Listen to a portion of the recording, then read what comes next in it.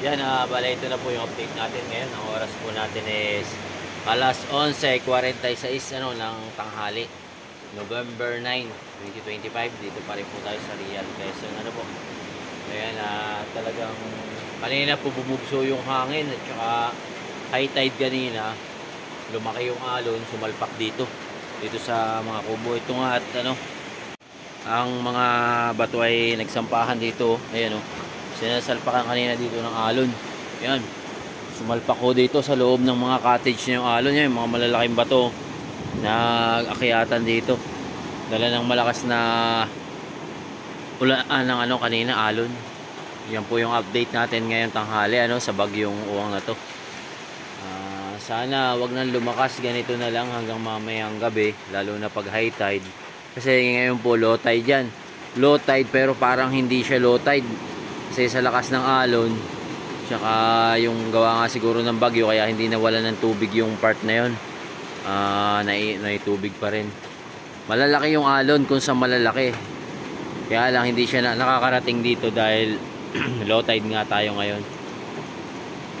Ang high tide yata natin mga 8 PM pa mamayang gabi, kaya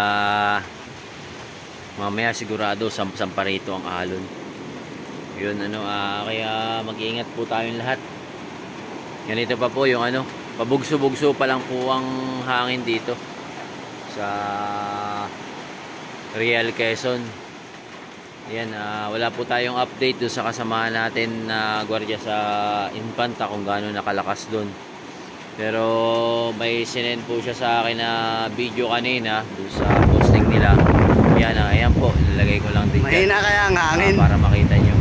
Oras po niyan is alas 10 kanina nung mag-send siya sa akin ng video na malakas nga. Sipol. Ginawa natin ngayon tanghali. Mga 12 pull out na sila doon. Doon na nila din yung posting doon. Yun namang Baluti natin doon, Baluti Island na resort kanina. Sinundo na sila doon ng service sa Ilog Dumaan.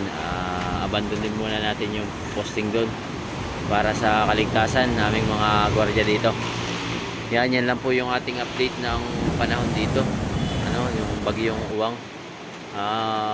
Alon pa lang po yung malakas yung hangin, pabugso-bugso. Tsaka yung ulan, medyo natila ng konti tapos ulan ulit ng malakas. Ayan, pero ngayon ayan, namumuti na. Yung tila na wala nang tilang ulan ang mararanasan, na laging ulang-ulan na to. Ayan, bubugso na naman po yung hangin. Bumubugso na naman po, ayan ganyan po, bumubugso yung hangin dito. Lipat muna tayo ng pwesto. Tumakbo nga pala tayo, tumakbo. Lipat tayo ng pwesto rito sa ayan bumubugso na naman po ang hangin. Grabe ang ulan. Bugso. Mga nalaglaga na rin rito, nagliparan na yung mga yero. Ayan plywood, mga naglaglaga na.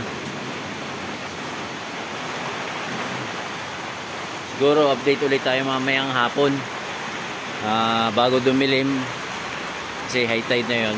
Update tayo. Ayan, bumabagbag na naman ang hangin doon sa part na yun. Bugso.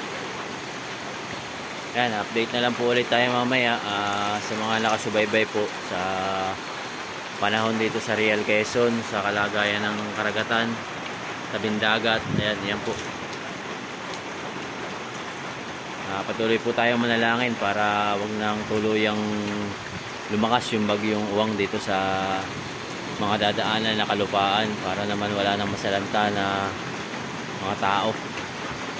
So ayan, update po tayo mamaya. Kita-kita po ulit tayo mamaya. Ingat po tayong lahat.